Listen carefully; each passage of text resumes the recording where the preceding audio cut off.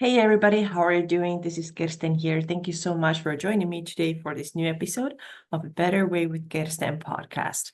On this podcast, we're talking about chronic sensations in the body. They feel really intense. A lot of the times they feel very strong and very uncomfortable. But the truth is that most of the time, when you have these chronic sensations that haven't gone away or so, they keep coming back. They're still pretty intense. Nobody can figure out what they are about, why you're hurting so much. Well, if this is the case, a lot of the times the problem is actually in your brain and nervous system. Your brain is experiencing a lot of stress. Your nervous system is also under a lot of stress, and these things can cause physical sensations in the body. Of course, it is important that you get checked out, make sure that there's no structural issue or tissue damage. But if you have done that, and a lot of times the doctors or other medical professionals, they just don't know what to tell you because they can't find one specific cause that's doing all this, then there's a very good chance that these problems in your body are created by your brain and nervous system. In today's episode, we're going to talk about what kind of child you probably were so that now you have these chronic sensations, because there is a connection between these two things. If you are now an adult who's having chronic back pain or chronic neck pain or chronic IBS or chronic fatigue or chronic whatever, if you have these sensations of tingling and numbness and unexplained symptoms anywhere in the body.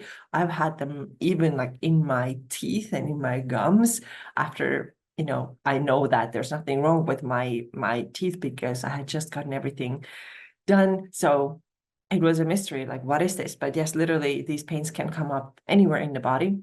So if you have these problems, coming back to that, a lot of times you can go back to your childhood and take a look at what kind of child was I? Because that can give you a little bit of an idea why you're having these sensations and symptoms now. Okay, so let's dive into the first one here. And the first one is this: if you were a child who was a people pleaser, right? Then there's a higher chance that now you're dealing with chronic sensations in the body that are coming from your brain and nervous system. You are too stressed out because from very early on, you have been doing everything for other people, making sure that nobody is disappointed in you, making sure that you do what your parents tell you, making sure that the authorities that you do what the authorities are telling you to do without arguing, without questioning. So if this is you, if that was you when you're little, then there's a good chance that these problems that you have right now, that you really intensely feel sometimes in your body, are coming from there. So this, of course, means that you were just afraid to disappoint other people. And most of the time it is your parents or people who were closest to you, and you wanted to earn their love or prove them that, yes, I am good enough. Therefore, I'm going to do whatever you want, right? Because as children, we are dependent on our parents, and we want to make sure that we are doing what they want. But later on, it can also be teachers. It can also be a lot of other people. And then when you're an adult, at this point, you might be trying to please people you don't even know who they are, right? Because you're just learned to do this. This is your habit. You're always like, okay, I'm going to do what this other person says. I'm going to make sure that she doesn't get hurt. I'm going to make sure that everybody else is happy except for myself. You put yourself last so that everybody else, including strangers, sometimes can be happy. And think about it. Was this the way you behaved when you were a child? For example, always kept quiet, right? Didn't want to talk about your problems, maybe. Or maybe you did talk about it, and then the response that you got was, you're making a too big deal out of this thing, shut up, or don't show your emotions, whatever. So you learn that, okay, I'm not going to do this anymore because some people might not like it, and that's going to cause a lot of problem at home. So I'm just not gonna talk about it then, because I want to make sure that other people are happy. It could be maybe in school or in some kind of hobby. Your parents wanted you to do this and you didn't, right? You absolutely didn't. It's like me and my piano lessons. I didn't want to do this, but my grandparents did and my mom did. And I was like, okay, I guess I have to do this then, without saying that I absolutely freaking hate this. I don't want to do this at all. But no, I was like, I have to, because other people told me that I have to, right? And so why is this creating chronic sensations? Well, lately I did a podcast on anger, right? If you want to go back to that one, that will show you what the problem is here. Because when you are doing these things, you're always following what other people are telling you and you ignore yourself, then this is in your body, you're going into conflict with yourself. And it's like there's a child in you who's like, I don't want to do this. And then there's other person in you who's like, but you have to because the society tells you. And there's a conflict there, right? And this conflict now starts coming out as chronic sensations because you probably are still doing this, right? All right, so the first point was people pleasing. This is number one. If you as a child, if you're a people pleaser, it's a higher chance right now that you're dealing with chronic sensations. The second thing, if you avoided showing your emotions as a child, briefly touched on that too, but let's say that you expressed your emotions and then you heard that this is too much. You can't do this, don't cry, don't cry, don't cry, you can't be sad. A lot of boys, of course, have heard that you cannot cry. This is not being a man enough, right? Men don't cry. But also girls, the same thing. Don't show your emotion. I think a lot of women now have learned to just like put this mask on, right? I'm tough, I'm strong, I got no emotions. Just today, actually, I watched a little video clip about one Olympic athlete who actually made it to the US Olympic team, and she placed second. So in these Olympic trials, you have to place in the first three to earn your position in the Olympics. So this is how you can go to Paris this year, 2024, if you're watching this in 2024. So, and then she said, I'm not an emotional person, but right now I feel like I cry. And I think that's the thing. Like we've been taught that don't be an emotional person, can't show your emotion. This is bad. And then we learn to be tough. We tend to be very rigid. We hold these emotions in. And that's why we start to have chronic sensations. And that's why I've been talking so much about emotions, how important it is to release them, express them, show what's going on, and deal with your emotions. Maybe also when you were little, maybe it wasn't the case that you were told, don't cry, sadness is bad. Maybe nobody told you that, but maybe you saw that this could be harmful, right? In other words, nobody said it necessarily out loud, but you learn from observing what's happening around you, and you made the decision that showing a certain emotion is a bad thing. For example, if somebody was constantly angry, and then they just exploded, right? They shouted and screamed and maybe were abusive. Then you learned that this is a bad thing. I can't show my anger because this was the only way you saw anger is going to be expressed. And that wasn't pleasant, obviously. The other thing could be you saw maybe one of the family members being constantly sad, right? Something happened, maybe sad or depressed. And then you learned, if I cause any trouble, including showing my emotions, then that might make my mom or dad or whoever was depressed even more depressed. And I don't want to contribute to this. This means trouble. I don't want to do this. So you just stop showing your emotions. Very, very common thing too. And bottled up emotions start causing chronic sensations in the body. All right, so the next one, which I think might talk to many of you, is if you were a child who always got the best grades in school, right? Have to get the straight A's in everything. Why is this causing chronic sensations? Because again, you very likely didn't want to push yourself so hard all the time in all of the subjects to get the best grades, or did you?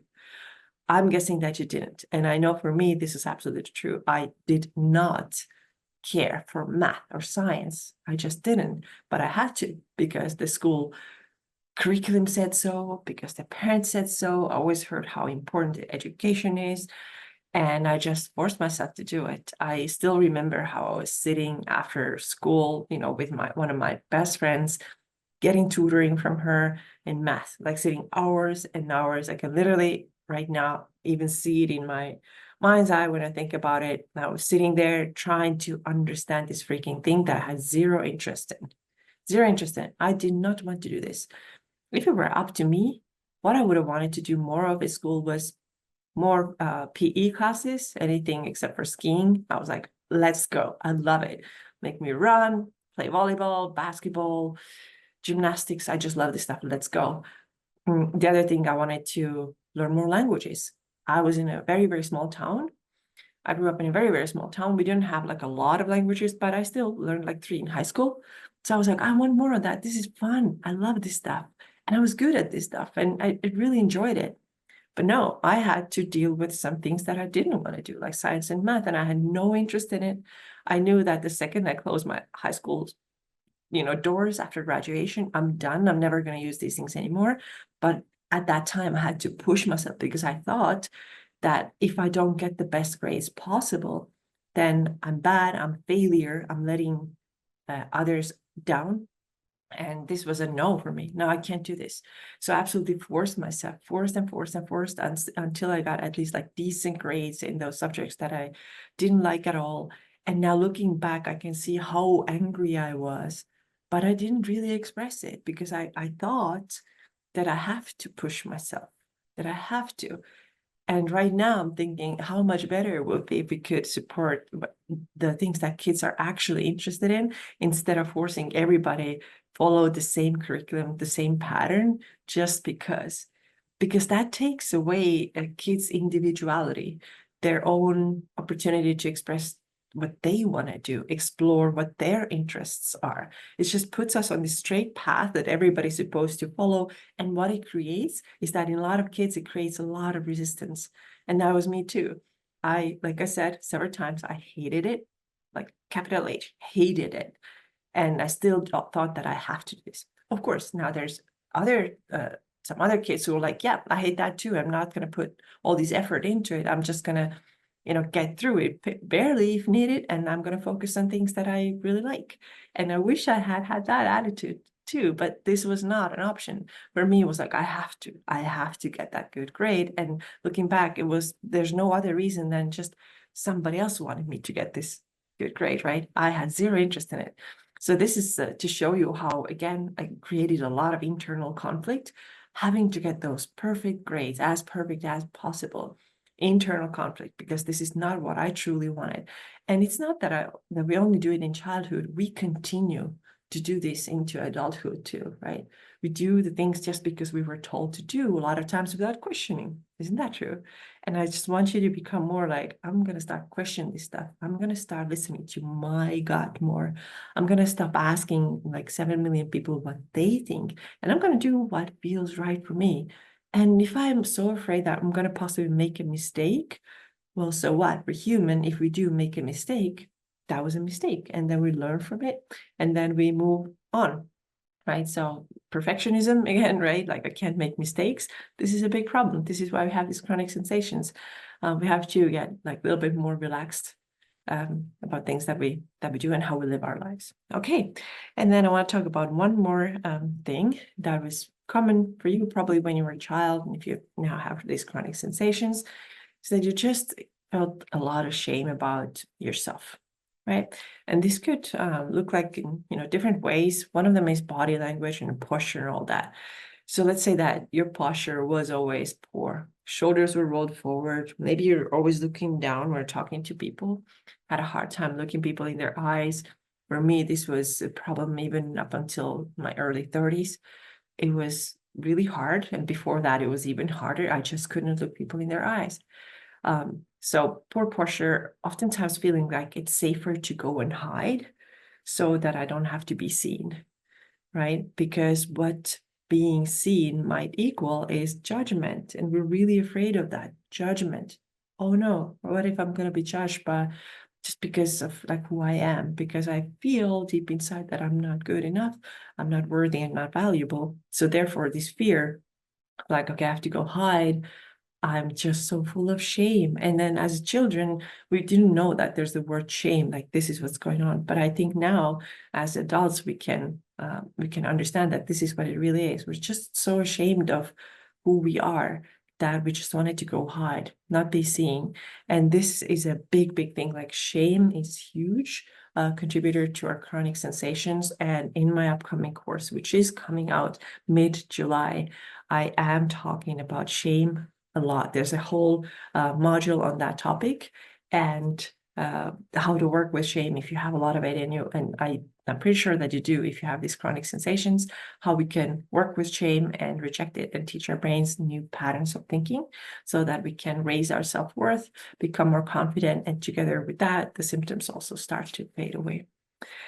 Okay, so these 4 things, let's go over them real quick again. So if you were a child who was a people pleaser, didn't show his or her emotions, made a decision somewhere along the way that I'm not going to show them, got really excellent grades, in other words, were perfectionists, right? And then lastly, had a lot of shame that may have come out in body language, how we talked, how we interacted with other people, and so on. So if these 4 things described you when you were a child, then there are connections between those behaviors and the chronic sensations that you're having now.